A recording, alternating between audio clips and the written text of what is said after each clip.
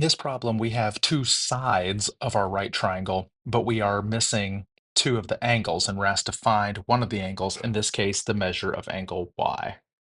So before we can find the measure of angle y, we need to know which trig function we will use to find this angle, and the trig function depends on which two sides we're given.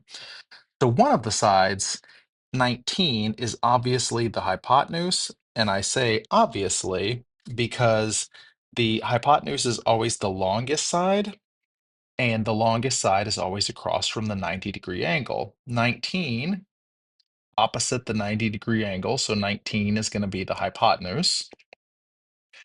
The question is, our value 8, is that an adjacent or an opposite side? And if we're looking at y as our angle, our reference angle here, the way we tell if it's opposite or adjacent is by asking ourselves, does that side 8 make part of angle y? In other words, the two lines that form angle y, is one of those lines the 8?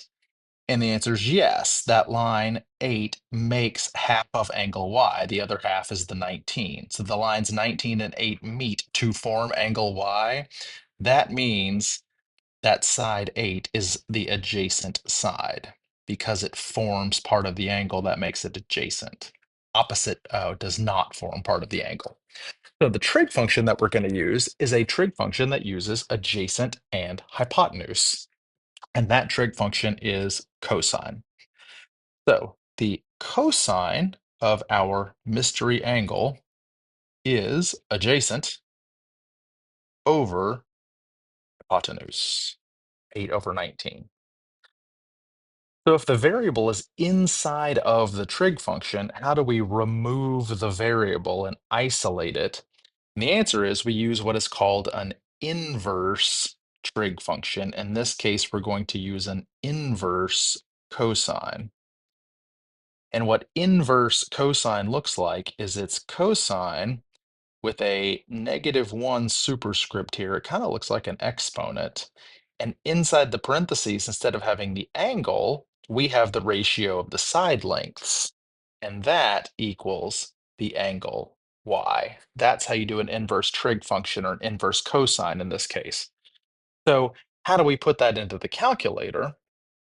Well, on this calculator I'm using, and also on TI graphing calculators, it's the same way. You press the second button, and when you press the second button, your sine, cosine, and tangent turn into inverse cosine, inverse sine, and inverse tangent. So now when I press the cosine button, it gives me either cosine with a -1 on a TI graphing calculator, or a cosine on a cell phone or mobile calculator. It means arc cosine. Same thing. And we put in 8 over 19. And then this is going to spit out our answer, which is 65.0989. Let's just say it's about 65 degrees. So our answer that we're going to write here is that the measure of angle y is about 65 degrees.